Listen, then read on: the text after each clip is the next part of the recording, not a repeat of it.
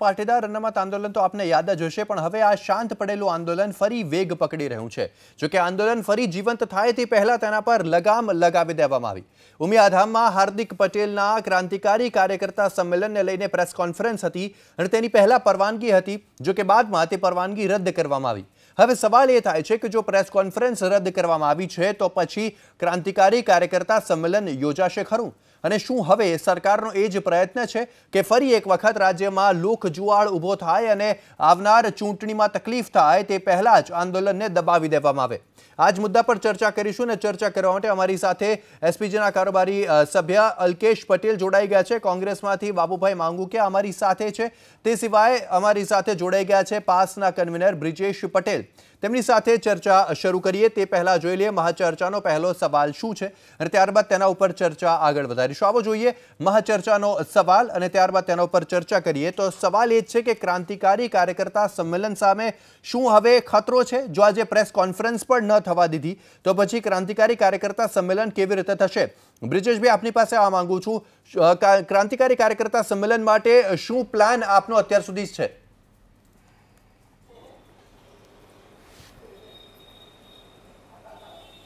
તો સૌપ્રથમ તો હું તમને જણાવી દઉં કે અમે 30 તારીખે રજૂઆત કરેલી હતી ઉમિયા સોલા ધામમાં કે અમારે આ સંમેલન કરવું છે।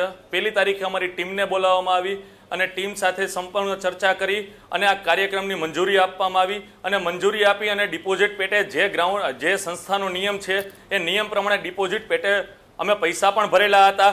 તેમની સાથે જે પાર્કિંગનું ગ્રાઉન્ડ છે સંસ્થાનું એ ગ્રાઉન્ડ અમને ફાળવવામાં આવ્યું। 5 દિવસથી એક તૈયારી ચાલતી હતી, જે વરસાદનું પાણી ગ્રાઉન્ડમાં આવી ગયું હતું, પાણી કાઢવાનું જે અમારી તૈયારી હતી, એક આખી તૈયારી પૂર્ણ થયા બાદ કાલે અને આજે જે ઘટના બની, જે નારાયણભાઈ જે સંસ્થાના વડીલ છે, આગેવાન છે, એને આ સંમેલનની મંજૂરી રદ કરેલી છે।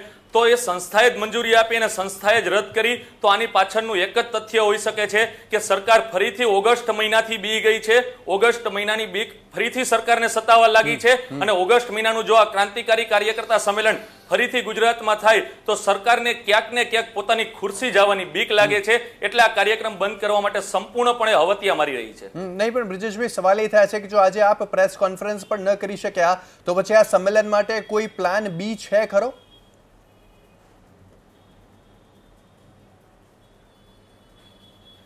પ્લાન એ, પ્લાન બી અને પ્લાન સી હંમેશા પાસ ટીમ પાસે તૈયાર જ રહેલા છે। આ સંમેલન અમે યોજવાના છીએ। સરકાર આ સંમેલન બંધ કરાવવા માટે નહીં અમદાવાદમાં નહીં પણ સમગ્ર ગુજરાતના બધા જિલ્લામાં જ્યાંથી જે લોકો આવવાના છે ત્યાં પણ પ્રેશર કરાઈ રહ્યું છે।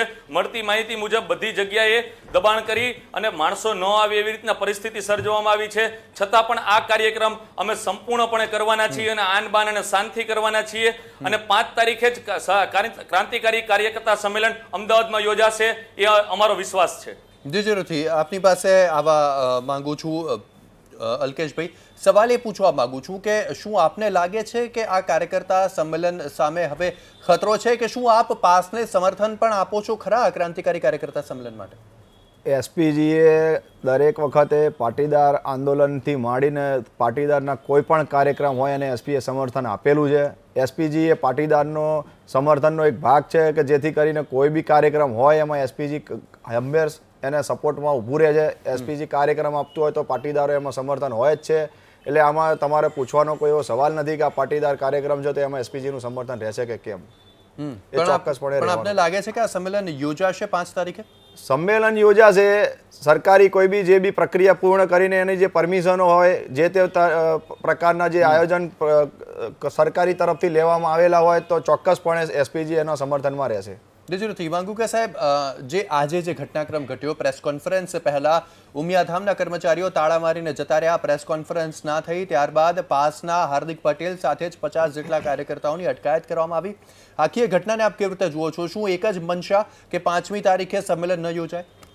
જો અત્યારે જે ભારતીય જનતા પક્ષની સરકારનું જે મંતવ્ય અથવા તેનું વર્તન અથવા એની કામ કરવાની પદ્ધતિ જે કંઈ બહાર આવી રહી છે, એક કોઈ પણ આંદોલન હોય, ભારતીય જનતા પક્ષ સિવાયના કોઈ પણ સંમેલન થવા ન જોઈએ આવી એક માનસિકતાથી પીડાઈ રહ્યું છે। ગઈકાલની જે ઘટના ઘટી એમાં ગઈકાલે જે હમણાં ઉપર જે હુમલો કરવામાં આવ્યો બંને જણા ઉપર, એમાં પણ એનું મૂળ તો ત્યાં જ છે.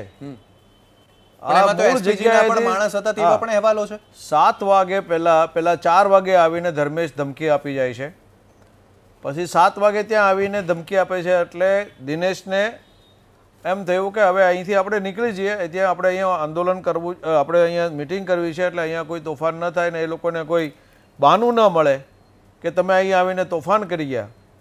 એટલા માટે એ લોકો સ્થળ છોડીને જતા રહ્યા, તો દરવાજાની બહાર આવીને એના ઉપર મારામારી કરવામાં આવી. ત્યાર પછી અંડરપાસ પાસે પહોંચ્યા, ત્યાં એના ઉપર જીવલેણ હુમલો થયો. આ બનાવ બન્યાના લગભગ 15 મિનિટમાં હું ત્યાં સ્થળ ઉપર પહોંચી ગયો હતો. જે રીતે લાકડી, ધોકા અને પાઇપો ઉપરથી ગાડીને જે નુકસાન કરવામાં આવ્યું છે, એ તો જો પાછળ બીજા છોકરાઓ ન પહોંચ્યા હોત તો આ બંને જણને પણ માંગુ કે સાહેબ, આ હુમલામાં એસપીજી ના લોકો પણ સામેલ હતા તેવા પણ અહેવાલો છે. એક પણ કાર્યકર આમાં સામેલ નથી. ફક્ત ને ફક્ત આજે જે મિસઇન્ફોર્મેશન સરકારનું કામ જ એ છે, સરકારનું કામ જ એ છે કે પટેલ સમાજને અંદરો અંદર સામે કઈ રીતે કરી દેવો, પાસ અને એસપીજી ને કઈ રીતે સામે કરવું, પાસ અને અમુક સંસ્થાના આગેવાનોને કઈ રીતે સામે કરવા. મતલબ આપ શું કહેવા માંગો છો? સરકાર દ્વારા ખોટું નિવેદન આપવામાં આવ્યું કે પછી એસપીજી ના લોકોને ગુમરાહ કરવામાં આવે છે? બ્રિજેશભાઈ,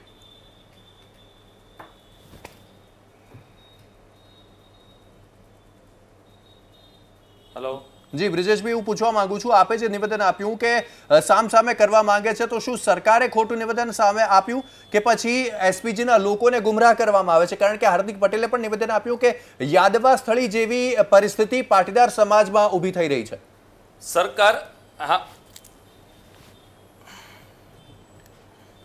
સરકાર દ્વારા પાટીદાર સમાજને અંદરો અંદર કેમ જગાડવો, એ ઝઘડવાથી ભાજપને કેટલો ફાયદો થાય છે, સરકારને કેટલો ફાયદો થાય છે, આ જ કામ સરકારનું રહ્યું છે. અમે શાંતિપૂર્વક રીતે પાટીદાર સમાજની 4 સંસ્થાના વડાઓને મળેલા હતા, 4 સંસ્થાઓના વડાને મળી અને અમારી માંગણી રજૂ કરેલી હતી. અને માંગણી રજૂ કરવાની સાથે કઈ રીતે સરકાર અમને આ માંગણી અમારી પૂરી કરી શકે એના માટેની સંપૂર્ણ માહિતી અમે સમજાવેલી હતી. છતાં પણ સરકારનું એક જ કામ છે, સરકારમાં બેઠેલા સંસ્થાના આગેવાનો કે સરકાર દ્વારા દબાણમાં આવતા સંસ્થાના આગેવાનો ને સામે કરી અને સરકાર એની પાછળથી ઘા કરવા માટે ટેવાયેલી છે. અને છેલ્લા 2 વર્ષથી આ ગુજરાતની પરિસ્થિતિ આ જ રહી છે. સરકાર સામી છાતીએ લડવા ક્યારેય નથી માંગતી. સરકાર પાટીદાર સમાજને પાટીદાર સમાજ સામે જ ભીડવી અને અંદરો અંદર ભીડવીને આ અનામત આંદોલનથી ભાજપને કેટલું નુકસાન થાય, સરકારને કેટલું નુકસાન ઓછું થઈ શકે એ જ પ્રયત્નમાં લાગી છે. એના લીધે જ આ પરિસ્થિતિ ઉત્પન્ન થઈ રહી છે. પણ એટલી જ વસ્તુ કહેવા માંગીએ છીએ કે આ તમે જે વસ્તુ કરતા હોય ક્યાંક અમારી ક્યાંક તમારી જેની ભૂલ હોય અમે વત્તા ઓછું કરશું, પણ અમે અંદરો અંદર તમારા ઝઘડામાં અમે નહીં આવીએ. અમારો એક જ લક્ષ્ય રહેશે કે અનામત આપો કે અમારી લડાઈ સરકાર સામે રહેશે. જી પણ બ્રિજેશભાઈ, સવાલ એક જ થાય છે કે જો અંદર જ ઝઘડી પડતા હોય તો પછી કોઈ પણ તમને ગુમરાહ કરી જ શકે. અમારી સાથે રાજકીય વિશ્લેષક પ્રોફેસર મુકેશ ખટીક જોડાયેલા છે, તેમજ એનસીપી તરફથી મનહર પટેલ પણ જોડાઈ ગયા છે. મુકેશભાઈ, આપને સવાલ પૂછવા માંગુ છું કે જે ઘટના 2015માં ઓગસ્ટમાં ઘટી, મોટી રેલી થઈ, ત્યારબાદ જે પણ થયું આખું રાજ્ય આખો દેશ જાણે છે, તો શું ગુજરાત સરકાર અત્યારથી ડિફેન્સિવ મોડમાં આવી ગઈ છે કે ફરી એક વખત લોક જુવાળ ઊભો ન થાય અને ફરી એક વખત સરકાર સામે પરેશાનીઓ ન આવે? જે પ્રકારની પરિસ્થિતિ 2 વર્ષ પહેલાં થઈ હતી, કદાચ એવી પરિસ્થિતિ આ વર્ષે ઊભી થયું લાગતું નથી. કારણ કે આંદોલન જે પ્રમાણે ચાલ્યું ને 2 વર્ષમાં અત્યારે જે અવસ્થામાં આંદોલન છે એને ફરીથી સક્રિય કરવા તરફ આ આંદોલન જઈ રહ્યું છે અને એના લોકો કરવા માંગી રહ્યા છે. મને એવું લાગે છે કે આ ચૂંટણીનો વર્ષ છે એટલે સરકાર ઉપર દબાણ લાવવાનો અને ક્યાંક ને ક્યાંક આ આખી જે સમાજ વ્યવસ્થા છે એની સામે એક પ્રશ્ન ઊભો કરવાનો પ્રયત્ન છે. એટલે હું નથી માનતો કે સરકારની સામે આ બહુ મોટો ચેલેન્જ છે. અને જેમ વાત થઈ છે પ્રમાણે જો એમને સંમેલન કરવા દેવામાં આવે તો મારી દ્રષ્ટિએ મને લાગે કશું ખોટું નથી.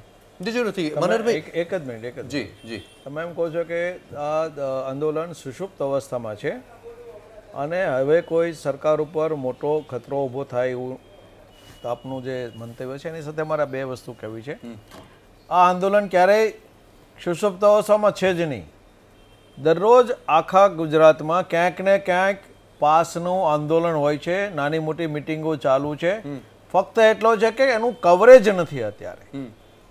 એટલે લોકોમાં એક હાવ ઊભો કરવાનો પ્રયત્ન થઈ રહ્યો છે કે પાસનું આંદોલન છે એ અત્યારે ધીમું પડી ગયું છે અને પાસનું અસ્તિત્વ છે અથવા તો એમની જે લોકો ઉપરની એમની અસર છે એને અંડર એસ્ટિમેટ કરાવવા માટે ના કે એનાથી પાસથી અમારું કશું જ થતું નથી ને પાસ હવે એક નેપથ્યમાં પાછળ ઘૂસી ગયું છે, આવી એક ચર્ચા અને એક પ્રયત્ન ચાલી રહ્યો છે જે ખરેખર હકીકતથી જુદી વાત છે. બાબુ માંગો કે હું કહેવા માંગુ છું કે આંદોલન જે ચાલી રહ્યું છે માત્ર કોઈ પાસનું નથી ચાલી રહ્યું, પાટીદાર સમાજનું ચાલી રહ્યું છે. એટલે તમે જરા ધ્યાન તમને દોરું છું સાહેબ, આંદોલન પાટીદાર સમાજનું ચાલી રહ્યું છે. નાનકડી વાતમાં પણ જો મત મતાંતર અહીં સામે આવી જતા હોય, આ ચર્ચામાં પણ મત મતાંતર સામે આવી જતા હોય તો સરકાર માટે તો કામ ખૂબ જ આસાન બની જાય. મનહરભાઈ આપની પાસે આ માંગુ છું, જે વાત મુકેશભાઈએ કહી તે જ વાત ઉપર આપને સવાલ પૂછવા માંગુ છું કે જો આંદોલન સુશ્રુત અવસ્થામાં છે તેનું કારણ શું, અને જો એટલા લોકો ઉભા કવરેજ એટલે નથી કારણ કે એટલા લોકો પહેલા જેટલા જોડાયા હતા તેટલા લોકો હવે હાર્દિક પટેલની સાથે નથી અને તેથી કવરેજ નથી મળતું, તો શું પહેલાનો જે મોટો હતો, જે મોટો સાથે કે જે ધ્યેય સાથે આંદોલન શરૂ થયું હતું અને અત્યારનો ધ્યેય અલગ છે? મનહરભાઈ, પહેલી વસ્તુ તો આગળની થોડી ક્લેરિટી કરું કે આ જે પાસ હોય કે એસપીજી હોય કે કોઈ પણ હોય, પાટીદાર સમાજનું એક માંગ અને એક ડિમાન્ડ ઊભી થઈ છે, એ એને સમાજની પરિસ્થિતિને વસ્તે. પણ આપણે ભૂતકાળમાં જઈએ તો ગુજરાતની અંદર ભારતીય જનતા પાર્ટીને પોષણ આપનારો પાટીદાર સમાજ, એને ભારતીય જનતા પાર્ટીને આ સમાજને ઋણ અદા કરવાનો સમય જ્યારે આવ્યો ત્યારે એને પૂરો કરી નાખવાના તખ્તા ઉપર ભારતીય જનતા પાર્ટી બેઠી ગઈ. આ જે પાસ કે એસપીજી કે અન્ય અનેક આગેવાનોને અનેક સંસ્થાઓ આ વિભાજિત કરવી, નવી સંસ્થાઓના નિર્માણ પાછળ કંઈ ને કઈ રીતે વિભાજન કરો અને ભારતીય જનતા પાર્ટીની મજબૂતાઈ વધે. કેમ ભાઈ એસપીજીના આગેવાને જે વાત કરી એ વાત સાથે સંમત છું, બાબુભાઈ માંગુકિયા સાહેબે વાત કરી સાથે સંમત છું કે એમને એક જ વસ્તુ છે કે આવનારા દિવસોની અંદર ભારતીય જનતા પાર્ટી આ ભાજપને પેદા કરનાર અથવા તો એની પાછળ મૂળ સ્ત્રોતમાં પાટીદાર સમાજ પડેલો છે, એ સમાજને અત્યારે ઋણ અદા કરવાનો સમય આવ્યો ત્યારે એને વિભાજિત કન્ડિશનમાં કરવા બેઠો. બીજું, જે તગલગી નિર્ણયો લઈ અને સમાજને જુદા કરે અને એક રોષ અને ભાવના જે પેદા કરવાની જે વાત અંદર છે, જે સરકારની અંદર જે કરવાની વાત છે, એ મંત્રણાઓ આપણે કરી શકતા નથી, એ મંત્રણાઓ સામે ખુલ્લા મને બેસી શકતા નથી આ યુવાનો સાથે, અને આપણે એને વિભાજિત કરવામાં જ આપણે લાગેલા છીએ કામે.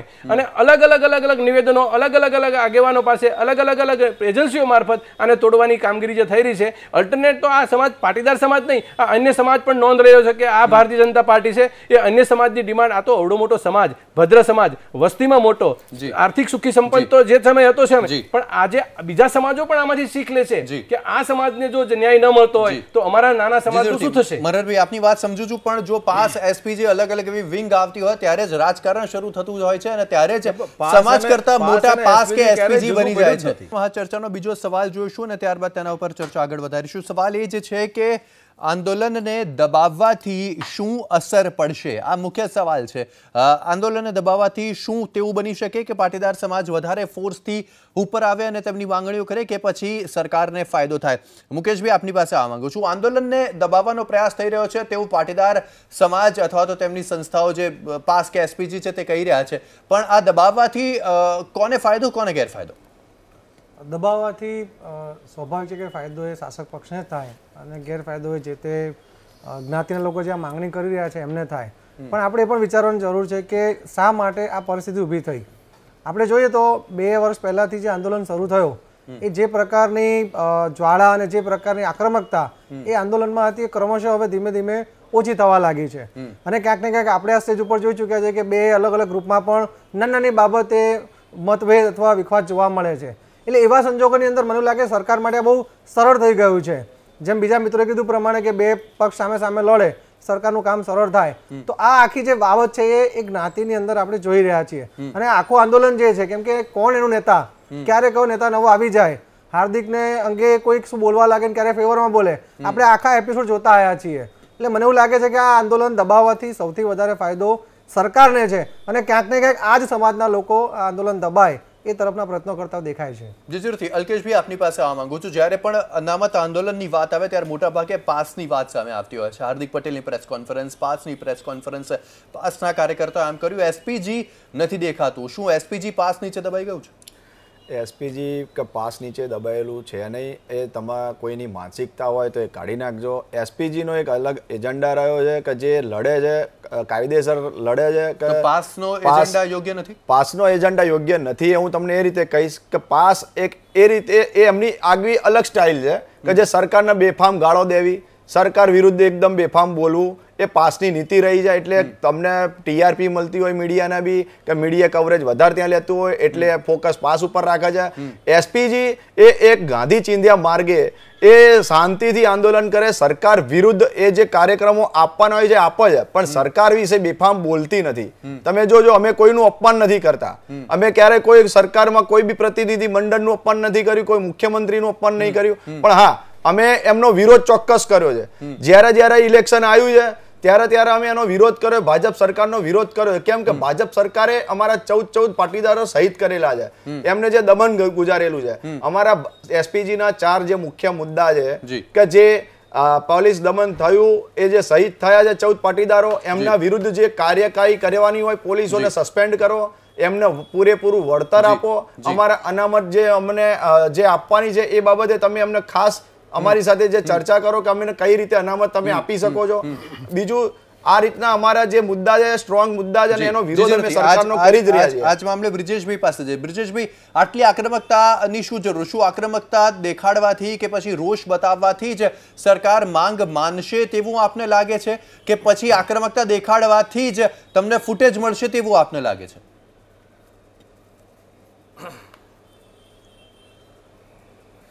નહીં, ફૂટેજની કોઈ વાત નથી. આંદોલન સૌથી પહેલા શાંતિપૂર્વક રીતે જ ચાલુ હતું. હવે આ પ્રશ્ન ડિબેટનો નથી, પણ હું તમને પૂછવા માંગીશ કે તમને વાક વગર તમારી ઘરે આવી તમારી ઉપર લાઠીચાર્જ કરવામાં આવે, તમારી ઘરે રહેલી મા બેન દીકરીઓને ગાળો દેવામાં આવે અને તમારા ભાઈઓને શહીદ કરી દેવામાં આવે, ત્યાં સુધીની શાંતિ અમે જાળવવા ઈચ્છતા નથી. બરાબર છે, આંદોલન ગાંધી ચિંધ્યા માર્ગે કરી લીધું હતું. જ્યારે સરકારે હિટલરશાહી બનવાનું તૈયારી કરી, ત્યારબાદ અમે ભગતસિંહ બન્યા છીએ. બરાબર છે, હજી એક જ વાત લઈને આલીએ છીએ, 4 સંસ્થાના આગેવાનને મળેલા છીએ. શાંતિપૂર્વક રીતે આ મેટર પતતી હોય, આંદોલનનો જે આંદોલનની મુખ્ય માંગણી છે સરકાર દેવા માંગતી હોય, તો પછી અમને કોઈ રસ નથી રોજ સવારે ઉઠીને આંદોલન કરવું. પણ આ એક વાત એવી રીતના દર્શાવવામાં આવે છે ટીવી અને મીડિયાને, સમગ્ર ગુજરાતમાં સમગ્ર બધા પાટીદાર સમાજને, કે આંદોલનને આક્રોશપૂર્વક અને આક્રમકતાથી લઈ જવા માંગે છે. પણ અમે એક જ વાત કરીએ છીએ, જે આંદોલન શાંતિપૂર્વક ચાલતું હતું એ આંદોલનમાં પોલીસે જે સરકારના આદેશથી જે લાઠીચાર્જ કર્યો, જે ગોળીબાર કર્યું, આ હિટલરશાહી જ્યારે કરેલી હતી ત્યારબાદ અમે ભગતસિંહ બનેલા છીએ. ત્યાર સિવાય અમે ગાંધી ચિંધ્યા માર્ગે આંદોલન કરતા હતા. અને હજી અમારી એક જ વાત છે, શાંતિપૂર્વક રીતે આંદોલન આપ પણ કહી રહ્યા છો કે દબાવવાનો પ્રયાસ થઈ રહ્યો છે, તેનાથી પાટીદાર સમાજને કે પછી પાસને એસપીજીને કેટલું નુકસાન તમે કરવા માંગીએ છીએ, જેનો અમને સરકાર જલ્દીથી જવાબ આપે, કોઈ આડાવરી વાતમાં ન આવે. જી બ્રિજેશભાઈ. બ્રિજેશ, વાત સાંભળ. સવાલ એટલો છે કે કોને ફાયદો ને કોને નુકસાન, એ તો સમય કહેશે. હંમેશા સ્પ્રિંગને જેટલી દબાવો ને અને પછી જ્યારે એના ઉપરથી દબાણ દૂર થાય એટલે અનેક ગણા ફોર્સથી એ સ્પ્રિંગો ઉછળતી હોય છે. 25 ઓગસ્ટના રોજ સાંજના 8 વાગ્યા સુધીની કોઈ અઘટિત ઘટના નહોતી બની. આટલું બધું ક્રાઉડ મળ્યું ત્યારે તો પાસ એસપીજી બધા સાથે હતા. બરોબર? પાટીદાર સમાજ સાથે હતો. આપનું કહેવું છે કે વધારે ફોર્સથી આ પાટીદાર સમાજ આવશે, જેટલું વધારે ફોર્સથી પાટીદાર સમાજને દબાવવામાં આવશે, ધમકાવવામાં આવશે. તમને એના 2 જ દાખલા આપું. સમય ઘણો ઓછો છે માંગુ કે સાહેબ, છેલ્લી 30 સેકન્ડ. હા, અને છેલ્લે તમારા કેતન પટેલમાં શું થયું? જેટલા દબાવ્યા એટલા પાટીદાર સમાજ સમગ્ર, મને તો હું કેતનમાં તો હું તો 8-10 દિવસ ત્યાં રહ્યો છું.